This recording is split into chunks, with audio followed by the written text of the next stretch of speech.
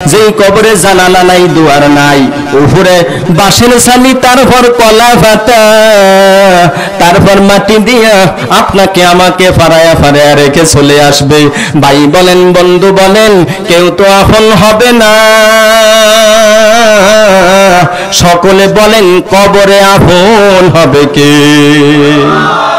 ওই আল্লাহ আপনার আমার কবরে আপন হবে। আমি বলতেছিলাম যে আমাদের সমাজ থেকে যেই লোকটা দুনিয়া ছাড়িয়া চলিয়া গেল ওই লোকটার সঙ্গে কোনো দল যায় নাই, তার সঙ্গে গেছে ঈমান এবং নেক আমল।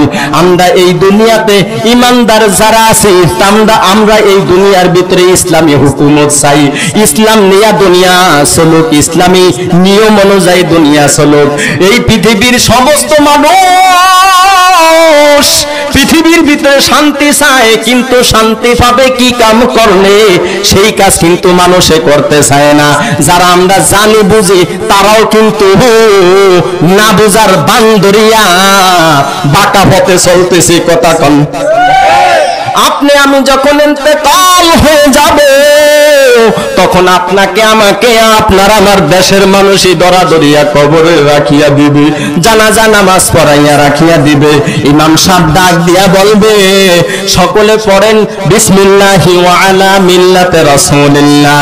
যখন আল্লাহ নামে রসুলের পথে আপনাকে আমাকে কবরে রেখে দিবে তখন বলেন কেউ এমন বলছে যে বিএনপির নামে রাখো, আওয়ামী লীগের নামে রাখো, জামাতের নামে রাখো, বলছে আল্লাহ নামের উপরে কবরে রাখো, রসুলের তরিকা রসুলের পথ অনুযায়ী কবরে রাখিয়া দাও।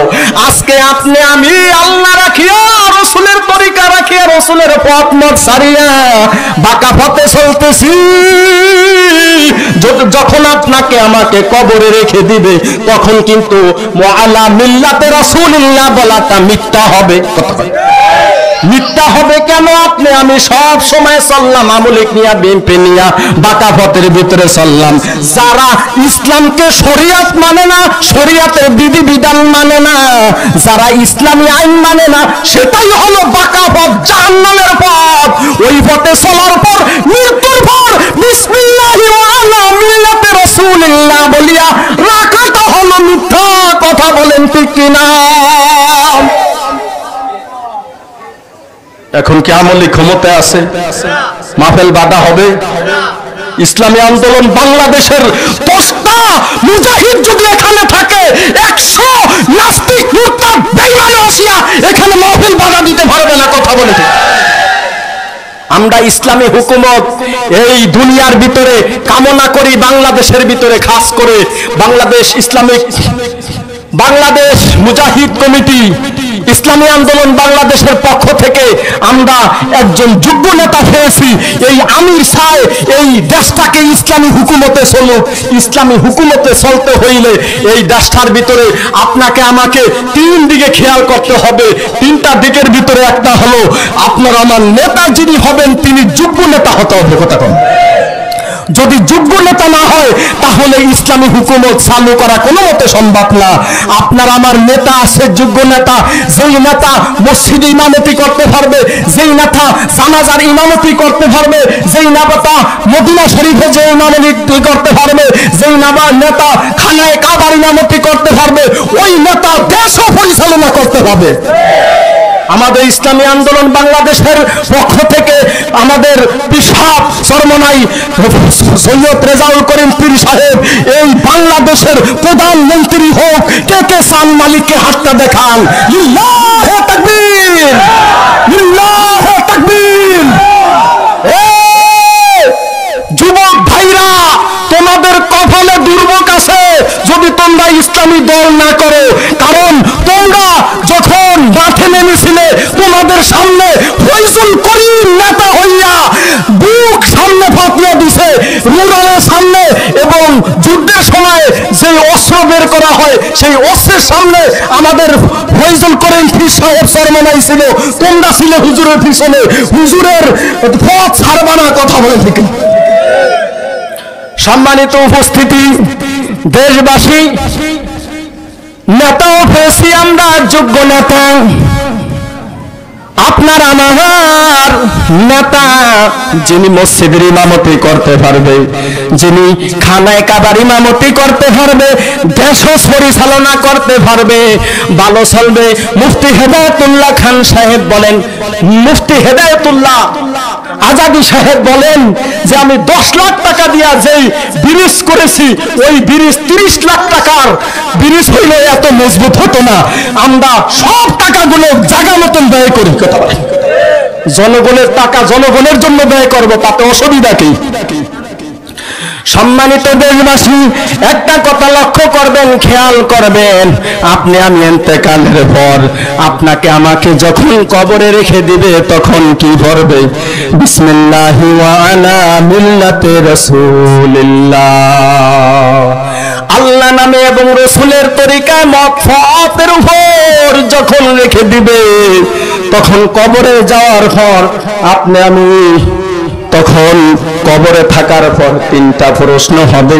ওই 3টা প্রশ্নের ভিতরে একটা প্রশ্ন হবে তোমার নবীকে। আপনার আমার নবী হলেন মুহাম্মদ সাল্লাল্লাহু আলাইহি ওয়াসাল্লাম। এই মুহাম্মদ সাল্লাল্লাহু আলাইহি ওয়াসাল্লাম আপনার আমার সাল্লাল্লাহু আপনাকে আমাকে জান্নাতে নেওয়ার জন্য, এই পৃথিবীর সমস্ত ক্ষতি থেকে বেঁচে থাকার জন্য 4টা বিষয়ের উপর পাশ করা লাগবে। 1 নম্বর ঈমান, 2 নম্বর হলো আমল ঠিক করা লাগবে, নেক আমল ঠিক করা লাগবে, 3 নম্বর হলো ওয়াতাওয়াসাউ বিল হক, হকের দাওয়াত দিতে থাকবেন। আপনি হক কথা বললে দেখবেন আপনার এলাকার একজন টাকাওয়ালা লোকের গায়ে বাইজা যাবে কথা। তখন ওখানে যদি আপনি হক কথা বলেন তাহলে আপনি একজন মুজাহিদ, আপনি জিহাদকারী। কথা বলেন ঠিক না? ওয়াতাওয়াসাউ বিল হাক্কি ওয়াতাওয়াসাউ বিস সাবর। 4 নম্বর হচ্ছে ধৈর্য ধারণ করতে হবে। হকের দাওয়াত দিতে গেলেই তখন আপনার উপর বিভিন্ন বিপদ আপদ আসবে। কথা বলেন, তাবলীগ জামাত করলে কোনো বিপদ নাই, যখন নাস্তিক মুরতাদের বিরুদ্ধে আন্দোলন করতে যাইবে তখনই বিপদ। কথা কয় না? তাবলীগ জামাত করলে কোনো বিপদ আছে? আমর বিল মারুফ, সৎ কাজের আদেশ, অসৎ কাজের নিষেধ নাই, সেখানে কোনো বিপদ নাই। যখন জিহাদ করিয়া অসৎ কাজে নিষেধ করতে যাইবেন সেখানে বিপদ আসবে। তখন ওয়াতাওয়াসাউ বিস সাবর, আপনাকে ধৈর্য ধারণ করতে হবে। কে কে ধৈর্য ধারণ করিয়া হকের দাওয়াত দিবেন, হকের পক্ষে থাকবেন, নাস্তিক মুরতাদ বেঈমানের পক্ষ করবেন না, কে কে রাজি আছেন? লিল্লাহি তাকবীর, লিল্লাহি তাকবীর। সম্মানিত দেশবাসী, সূরা জিলজালের আলোচনা করেছিলাম।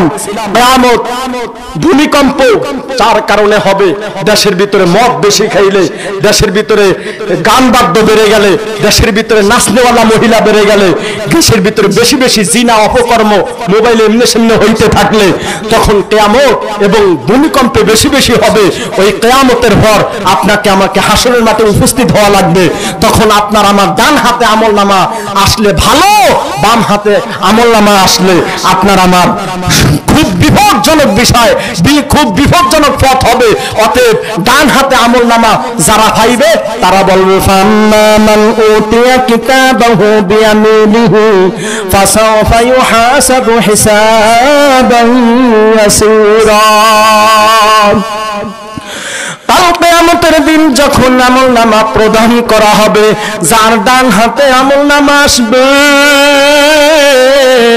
ফাসাওফা ইউহাসাবু হিসাবান ইয়াসীরা, তার হিসাব হবে সহজ হিসাব, তার হিসাব হবে সহজ হিসাব। হযরত আয়েশা রাদিয়াল্লাহু আনহা আল্লাহর হাবিব সাল্লাল্লাহু আলাইহি ওয়াসাল্লাম আয়েশাকে জিজ্ঞাসা করলেন, আয়েশা নবীকে জিজ্ঞাসা করলেন, নবী যখন আল্লাহুম্মা হাসিবনি হিসাবান ইয়াসীরা এই দোয়াটি বারবার পড়তেছিলেন, ও নবী গো সহজ হিসাব কি? আল্লাহর হাবিব বললেন, ও আয়েশা শোনো, যার আমলনামার দিকে আল্লাহ যখন নজর দিয়া দেখবে তখন আল্লাহ বলবে তোমার আর কোনো হিসাব নাই, তারই আমলনামা সহজ হবে। যার আমলনামার দিকে তাকায়া আল্লাহর কোনো হিসাব নেবে না। আল্লাহুম্মা হাসিবনি হিসাবান ইয়াসীরা ফাআম্মা মান উতিয়া কিতাবাহু বিয়ামিনিহি ফাসাওফা ইউহাসাবু হিসাবান ইয়াসীরা। সুতরাং যাহার আমলনামা ডান হাতে দেওয়া হবে তার হিসাব হবে সহজ হিসাব, যার আমলনামা বাম হাতে দেওয়া হবে তার হিসাব হবে কঠিন। আল্লাহ তাআলা যেন আপনাকে আমাকে ডান হাতে আমলনামা দেয়। সকলে বলেন আল্লাহুম্মা আমিন। আমি খুতবার ভিতরে একটা হাদিস তেলাওয়াত করলাম, ওই হাদিসটা হলো আল্লাহর হাবিব সাল্লাল্লাহু আলাইহি ওয়াসাল্লাম বললেন, কাফা বিল মাউতি ওয়াইজান, তোমরা মৃত্যুর ওয়াজটাকে গ্রহণ করো। মৃত্যুর ওয়াজ যদি আপনার আমার অন্তরের ভিতরে গাঁথা থাকে তাহলে আপনি আমি বাম পথে চলবো না, সঠিক পথে চলবো। আপনি আমি দুনিয়ায় অন্যায় করব না, ভালো কাজ করব। আপনি আমি দুনিয়াতে ভালো কাজে সময় দিব।